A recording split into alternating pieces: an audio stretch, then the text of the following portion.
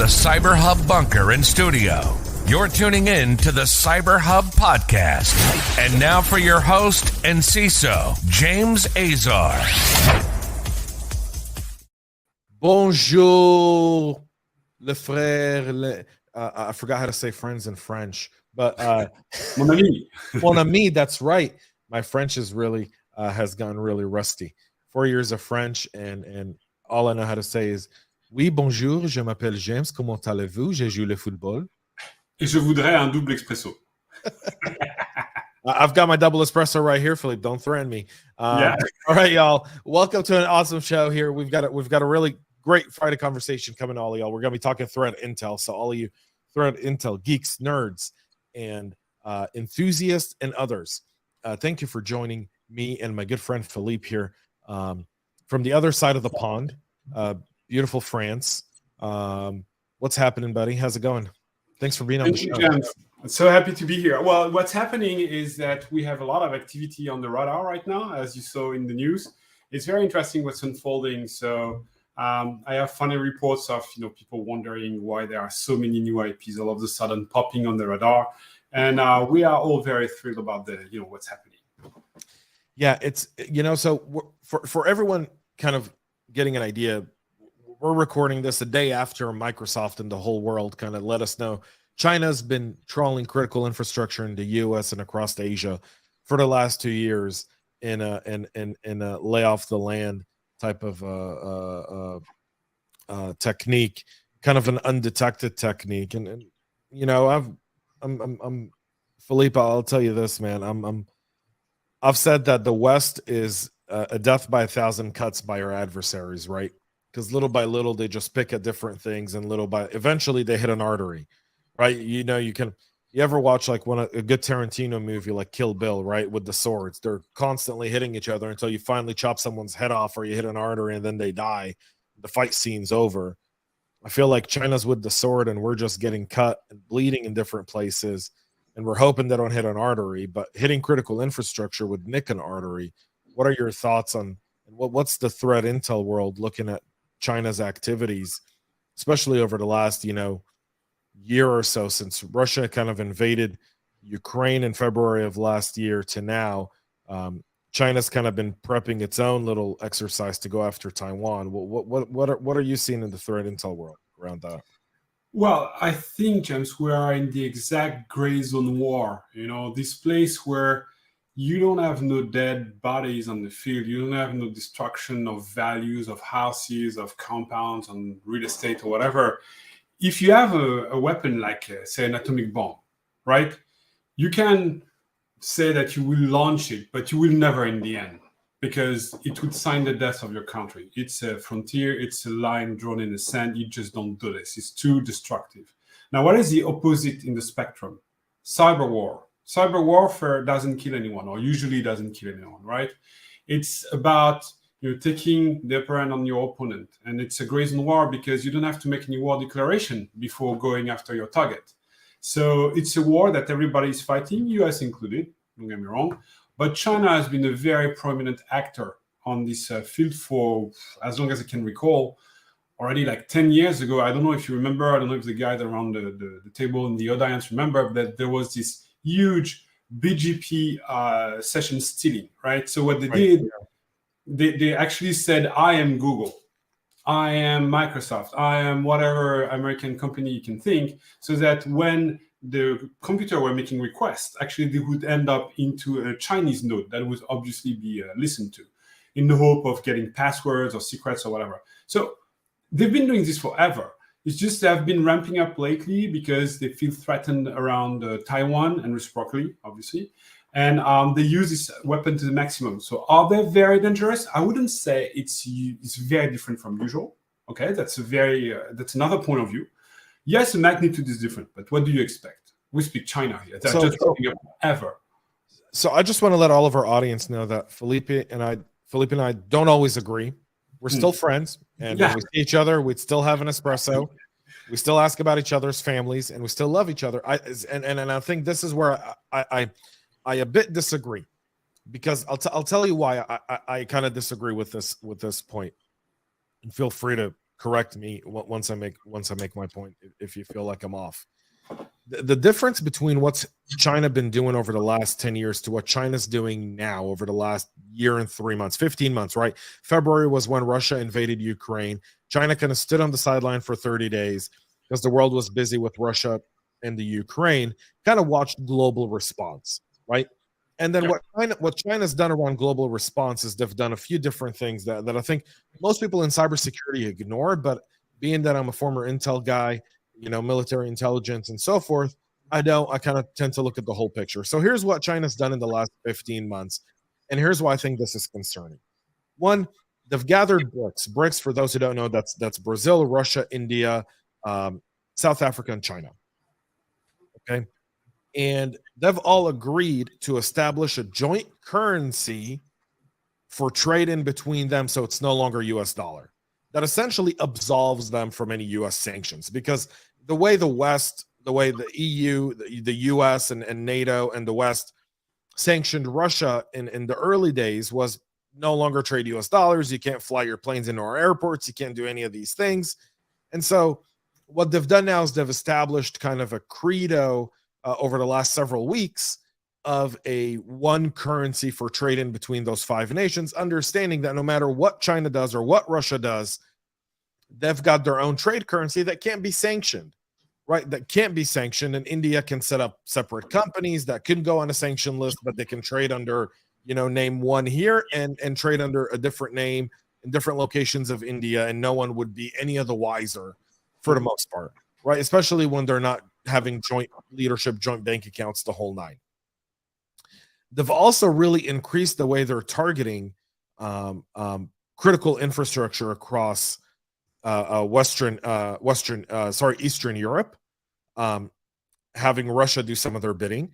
They've also gotten Iran really upbeat when it comes to their cyber activities after Iran for a few years went kind of silent. Now they're back and a very predatory cyber actor. They always were, but for a little bit they lost some of that edge, some of that skill, and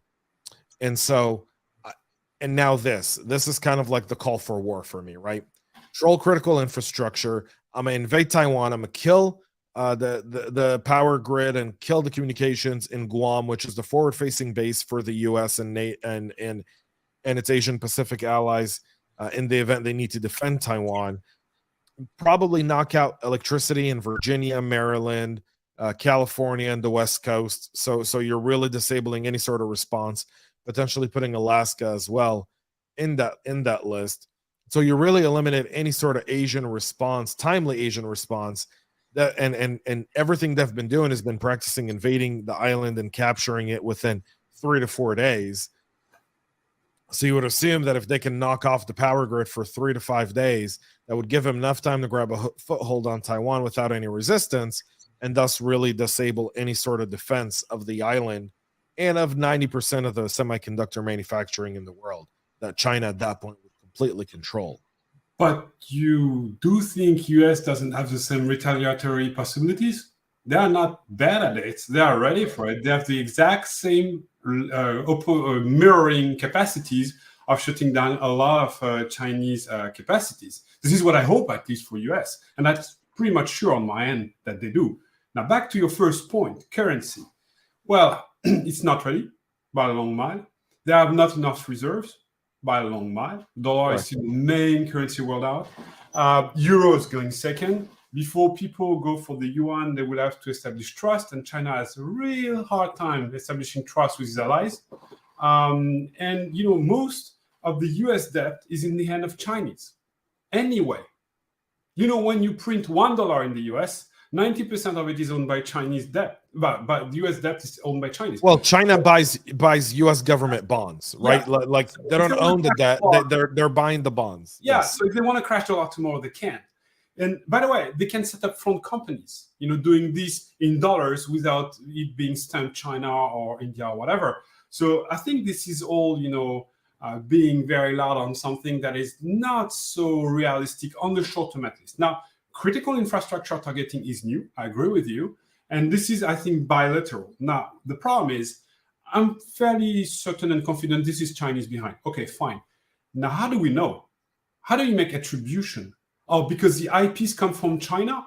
I'm a French citizen. I go on AWS US, I rent a server, and I attack South Africa. US attacks South Africa. No, it's a French doing it. And now next, how do you know this is a group that is Chinese? They don't say they are. They don't say their name. They don't say they work for the government. They don't say nothing about it. We imply that this is China because it serves their interest. Now, it could be a false flag attack, can be anyone else. Attribution in this field, I'm not saying it's not them. I'm just saying attribution in this field is extremely complex. Well, Microsoft detailed the attribution, right? They've detailed the TTPs and IOCs and the signatures within what they found trolling the critical infrastructure in Guam. And you know, they found what? IPs? That doesn't mean nothing. No, they found the malware itself. Hashes? No, the malware itself and the back doors match previous samples that we know were Chinese. Exactly. And it can absolutely be a false flag. And Microsoft did say moderate certainty.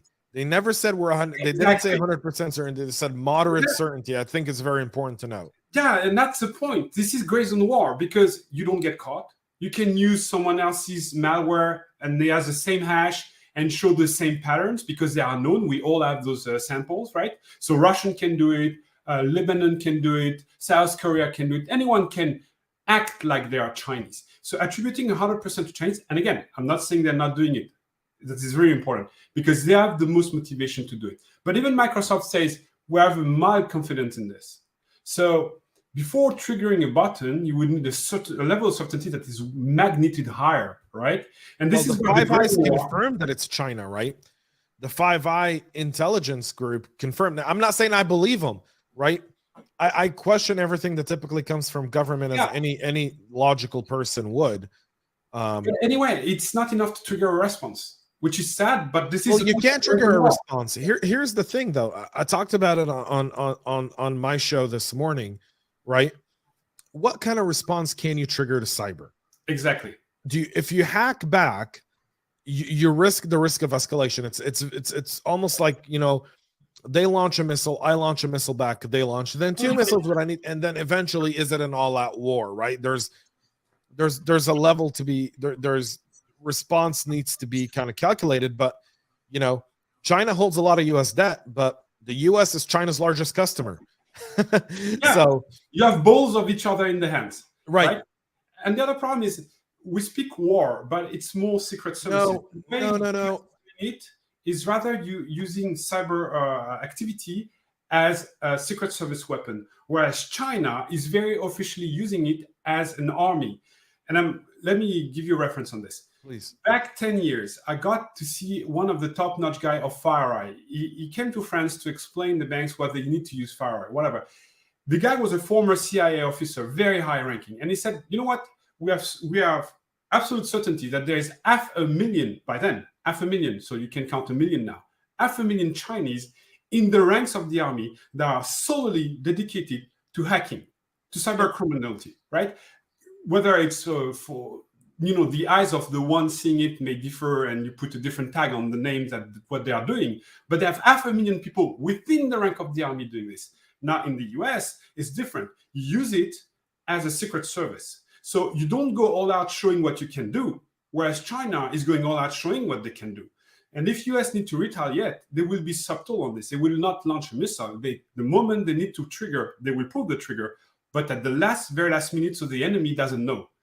Whereas China is very, you know, outgoing and very visible in what they're doing. I don't think China wanted to be visible in this last attack, right? They were discovered by Microsoft through. In fact, I spoke to several people I know from Microsoft since the report came out, and have all said, like, we would have never picked it up unless these two people started looking into something that seemed anomalous to them, started looking into it and found it. No different than SolarWinds, right? SolarWinds was the same way. China does like to lay low. China does like to kind of sit back and operate in a similar way the US does, which is don't know I'm in there until I press a button and take everything offline, or until I'm ready and it serves my purpose. I agree with you that the US has likely similar capabilities, if not better, or at the same level. My concern isn't that. My concern is the fact that it took critical infrastructure is highly regulated, right? And you and I were talking regulation before we started recording. I work in critical infrastructure now, very, very tightly regulated industry when it comes to pricing and improvements and all kinds of different things that you can do. It's also an industry that relies on 40, 50-year-old technology, right? I mean, a lot of the power plants all over the world are still running on 40, 50-year-old gas turbines that supply power. Because the cost of replacing them is very, very expensive, and that introduces legacy technology, that introduces legacy risks to existing infrastructure. And when you're trying to improve performance and efficiency and you're trying to comply with all these different regulations, you tend to introduce more technology that introduces a greater attack surface.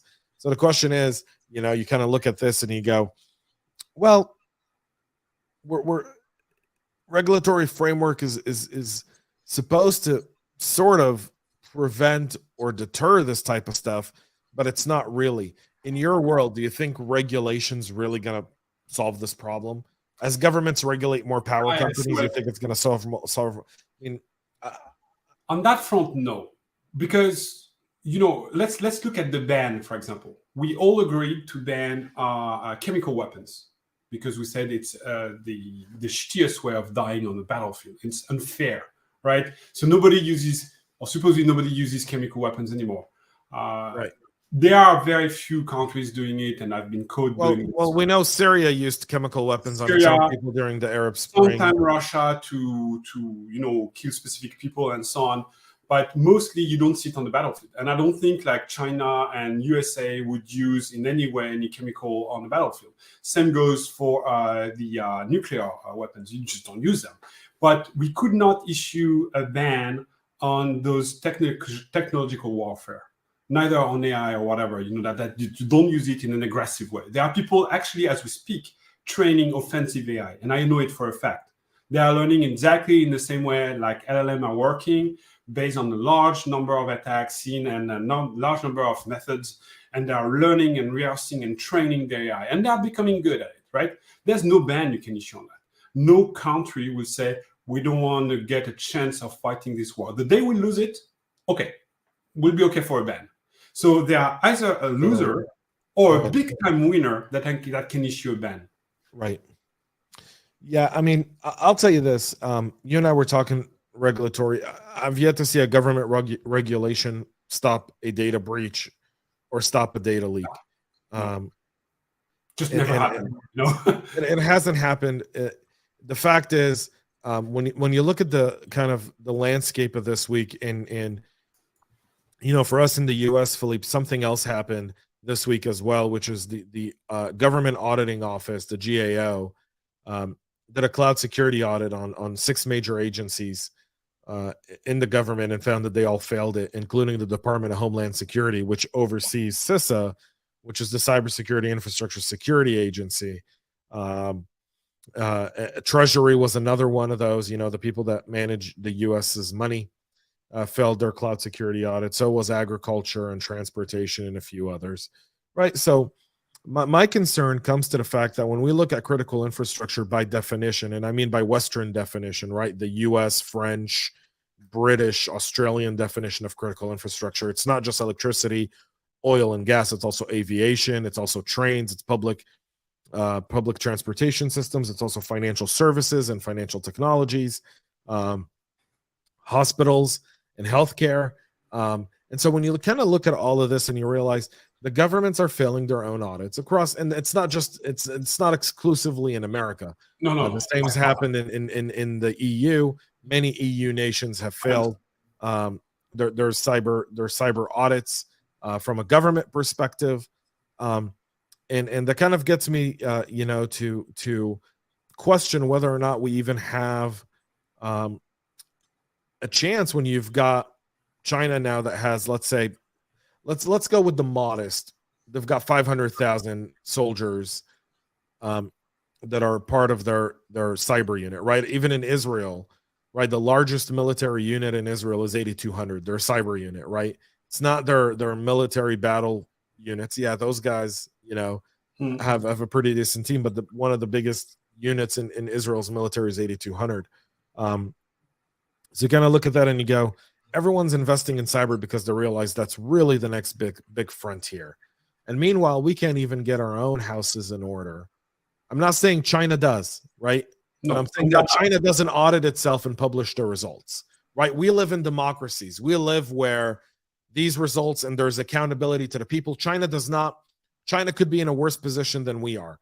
But we're constantly seeing China and Russia and Iran and North Korea successfully accomplish cyber espionage, ransomware, financial theft. So at some point we have to say, and it's not about to stop. Sorry to say, but look, if you speak about critical infrastructure, in the first place, it should be separated from your internet-facing network. That's the most basic thing you can do. But anyway, we all in the world rely on Chinese manufacturing, right? So tomorrow, if you stop having cameras, you have a chance to resist. If you have a camera, it's Chinese, and the firmware has been made in China.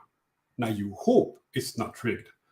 4G, same. 5G, same. Your router, the least component you have in your network, 9 out of 10 have been manufactured in China. And you hope to resist a potential action from China. Now, the good thing is for you guys and for us and for everyone that, yes, they have a great firewall. So coming from outside, from the internet, it's really hard to get in. Now, if you are inside China trying to hack other facilities, their level of cybersecurity internally is very low. So it's not like if it's a one-way street, but we accepted that there is an inherent risk in giving all our production of physical goods and processors and firmwares to China. And we live with it now. But that's the Taiwan thread, right? Because most of the chips are not produced in China, right? 90% of the high-end. Right. Yeah. It's the high-end one, yeah, they are produced in Taiwan, which is why also Chinese want to get a grip on the world biggest manufacturer of those. By the way, interesting thing, most of the bench that are producing those high-end components, they're actually coming from Netherlands. And those are very, very precisely calibrated, as you can imagine, when you work at the nano. And the thing is, they had a quake back in the days in Taiwan. And so they wanted to order more of them because some of them were twisted and they had to replace them and ramp up their production capacities, which is related to, the shortage of components we had 2 years ago and last year even. And the Netherlands just could not produce more and faster. So we have a bottleneck here, right? We do. They're not allowed to export to China, those guys either. So, Chinese want to have those production capacities. Now, whether it's for rigging them and turning them into weapons against us, or just having the upper hand, having the control of production, right, gives you political power. Yes. Right. If you tell a population, and we overconsume in the West. I'm a strong believer in the fact that we are over consumers, right? I've been to every single European country and almost every single European country, I'll say, and almost every single major city in Europe, and they all seem the same to me no matter where I go. And don't take offense to this, please, but they all have an H&M, a Carrefour, a Zara, a McDonald's, a Starbucks, right? And to me that was kind of taking away the charm of what used to be, the old cities into the over consuming, and the moment you control semiconductors and manufacturing, and the moment you can limit export is the moment you really hit our overconsumption. Now, is that a good or a bad thing? We can have that discussion. I think that's a different conversation for a different time. Philippe, one thing I'm encouraged about is what CrowdSec does, and I'll tell you why. You guys are about numbers, right, and communities coming together. So tell our audience a little bit about CrowdSec and kind of your vision behind it, because as an entrepreneur, you kind of went down a different path than a lot of other people have. You kind of went open source community path, and I would say that's suicidal, but you don't have as much gray hair as I do, so I'm guessing you're doing something better than me. Yeah, so, well, I'm trying at least. The thinking is the following: if we want to curb this trend of cybersecurity being the global weakness of everyone, healthcare, retail industry, anyone, we want to have a way of fighting back. We speak of hundreds of thousands of cyber criminals, but we are more legitimate users than cyber criminals. We outnumber them 10,000 to 1. So the question is, how do you federate them? And the first thing is federation is it has cost nothing. It has to be free. If Waze would have cost just $1 back in the days, it would not have ever become Waze at all. It's because it's free that it was successful. So that's why CrowdSec needs to be free, because adoption then becomes a magnitude higher. And we want to defend by the numbers, as you say, James. So what is the point? If your machine detects an attack using our software, our security engine, it will block it. It's based on behavior. So if someone is trying to guess your password, it will block it from guessing your password. If someone is trying to rig your MFA or scanning your website, scanning your open ports, we have 90 different type of behaviors we block. Now you block it, you're safe. But the twist is the following. You share these IOCs with us. You share the IP that was aggressive, the timestamp, and the behavior it had. And now what we do is on the global level, we curate those signals. And if enough people are vetting that, yes, we saw the same thing, we saw the same IP address having the same behavior, then we can establish a real-time global block list, hindering the production capacities. Because, IP addresses, switching IP addresses is not so easy. I mean, it takes time, it takes resources, and both narrow down to the same thing, money. And, we are fighting an economical war against cybercrime. So altogether, we're establishing a global block list. Right now, it's around 60,000 IP addresses, which are the most nefarious from the internet. You block them at your doorstep before they even knock at your door. And that's why we need to be open source for, having no friction to adoption. And then, of course, we have a business model above that. Yeah. See, so I love that because I really believe in the open source model. And a lot of people do as well, right? I think they find the challenge in how do you authenticate a lot of open source users coming in. One of the bigger things for me is obviously, right? Trust. Yeah. Trust. You have to establish a trust model. We have 200,000 installs. And what do these people think when they install the product? They know the promise. Because open source has long been thought or perceived as a one-way street. We give you something and we're all happy. We are monks, we live from edible moss in the forest, blah, blah, blah, blah. Bullshit, right? The reality is if you want something to be really sustainable as a model, you need to have a fair trade with your community. I tell my community, you know what? I'm going to give you a high-end software, extremely efficient at folding the attacks you're meeting every day. And in return, you're going to give me signals. This is all I ask for. Software against signals. So the deal is very clear with my community. That's why open source is not a problem here. It's a virtue. You can trust me. I show you everything. I show you my cards. I show you my business model. I show you the code. You can trust it, and you can use it in any way you want, any way you see fit, and it will still be there 20 years from now because we have a sustainable model. I love that. If anyone here hasn't checked out CrowdSec, you should. Anytime you can get open source intel, is huge. How many? I love the fact that you're drinking a Heineken. Sorry. No, it's okay. I had an espresso. It's. I mean, it's Heineken time for you. It's not for me, man. I'm still on coffee time, right? I'm still on coffee time. I can't have one until lunch, and lunch is still a few hours away for me. Don't apologize for having a drink on the show ever. I firmly believe in, and when I started this podcast, Philippe, I firmly believe that I want people to be who they are. I didn't want to do manufactured personas. In fact, I don't have manufactured personas on the show. I have, people always come pitch me guests. They're like, so-and-so, and they've been in 3-letter agencies and they've done this and this, and they're like manufactured persona. Give me someone who's got a real passion to doing this, right? They're not trying to manufacture a persona. They are who they are, wherever they are. It's what I love about Chris Roberts. It's what I love about a lot of different people in our industry. They are who they say they are, right? Looking at, your open source platform, how many signals a day are exchanged through the platform? So every violation of any scenario gives a signal, right? So it's an IP, a timestamp, and a behavior that has been tried by the IP address. We receive roughly 40 million signals per day due to the size of the community. Wow. That's a lot.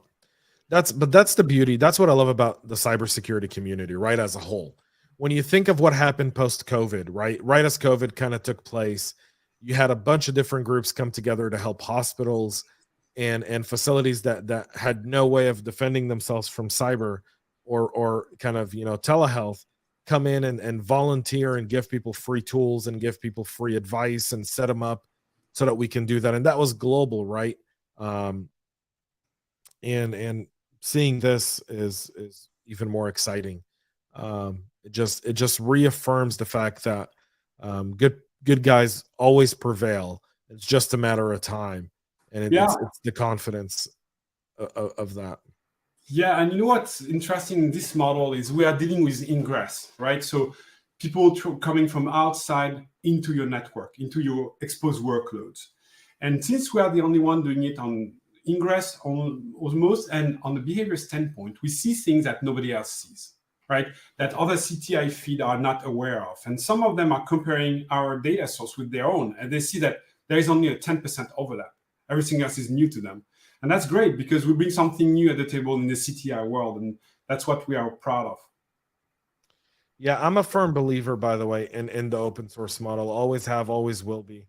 I will also tell you that learning more about open source communities like CrowdSec has is valuable, and if you're a practitioner, it's even more valuable because it's an additional free source to validate the data you see through your own threat. Even if you pay for a threat intel tool, it's a validation tool, if nothing else. And sometimes, by the way, communities and open source communities are ahead of some vendors you pay a lot of money for. Yeah, absolutely. Especially go ahead. The feed is accessible, some vendors are actually reselling our feed without telling. We know because we put canary in there, So those are fake IPs, but we know our own IPs. And they're reporting them like, oh, those IPs are a threat. Guys, have you thought about attributing this to us? By the way, if you want to search for an IP address, you can go on our website, crowdsec.net. There's a search bar, and for free, we'll tell you what we know about it. Mind you. I love that. Philippe, we're almost out of time. How can people get a hold of you? You said crowdsec.net. But Yes. if someone wants to interact with you, what's the best way? Twitter, LinkedIn? GitHub. Hey, this is the home of open source. And Discord. Yeah, GitHub and Discord are really our main touch points. Obviously, the website can help you around, but don't hesitate to contribute, to install the software, adopt it, use it, challenge it. We're open-minded to all of this because, yeah, we are open source. I love it. Gang, I'll tell you this. When you look at the security community, you often hear about people trying to break into cyber and trying to find tools. And threat intel is one of those very fascinating fields that a lot of people want to break into. Open source communities are a great way to get your foot in the door. Going to CrowdSec, downloading, playing around, contributing, doing some research, seeing how other people find it, going and digging on your own and posting more information that you may or may not find to validate the information that you're looking for, to look at your research techniques is also just as critical, if not more critical than anything that anyone else does. And our entire community, whether you're a red team, a blue team, whether you're a threat intel analyst, or whether you're a CISO, we never know everything. I don't think any of us know everything, and we rely on each other. Yeah. I did red teaming, I did blue teaming. I think red was the most funny moment in my life. I loved being red team. Now blue is righteous. Blue is doing the job. Blue is protecting. And I feel like it's good to feel like a knight, Every once in a while, playing defense is fun, and every once in a while playing offense is fun. But I am grateful for the opportunity to have you on the show and be part of this. CrowdSec.net, y'all, go check it out. You guys don't let free open source tools slip by the wayside. Adopt them, bring them in, study them, be part of that, contribute to it. And little do you know, your posture is going to be much, much better because of it. Much, much better because of it. When we give to the community tends to give back. That's been my rule of thumb. That's so true, James. It is. All right, y'all. That's it for our show. this awesome Friday. Thanks everyone for tuning in. Thank you for being part of it. Philippe, thank you so much for everything, buddy. I really appreciate it. Anyone, go follow crowdsec.net. Again, that's CROWDSEC.net, not com, not IO, net. I'll put that in the show notes as well, so everyone who's listening on your favorite podcast listening platform can just easily click a link and get there. One last thing, gang. Being that I've had my friend from France here on the show, I will say that global partnerships are so critical to dealing with these threat actors. One thing most people aren't aware of, but if you spend a little bit of time in counter intel, is the Russians, the Chinese, the Iranians, and the North Koreans, they trade quite often. And they also trade attribution, by the way. Like Sony was attributed to North Korea. It really wasn't. It wasn't the North Koreans. It was someone else. They tried to get money out of Sony. Sony wouldn't do it.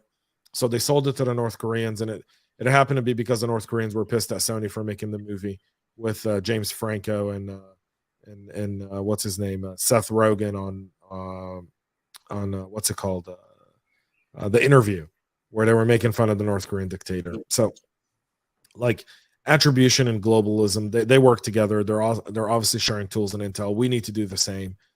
That's the only way we stand a chance to win this, because we're greater by numbers, like Philippe said, but we got to also combine those numbers to make it worthwhile. All right, y'all. That's it for our show. We'll be back on Monday with a whole lot more. Until then, have a great weekend. Thanks for tuning in. Philippe, thank you. Thank you. Bonsoir, monsieur.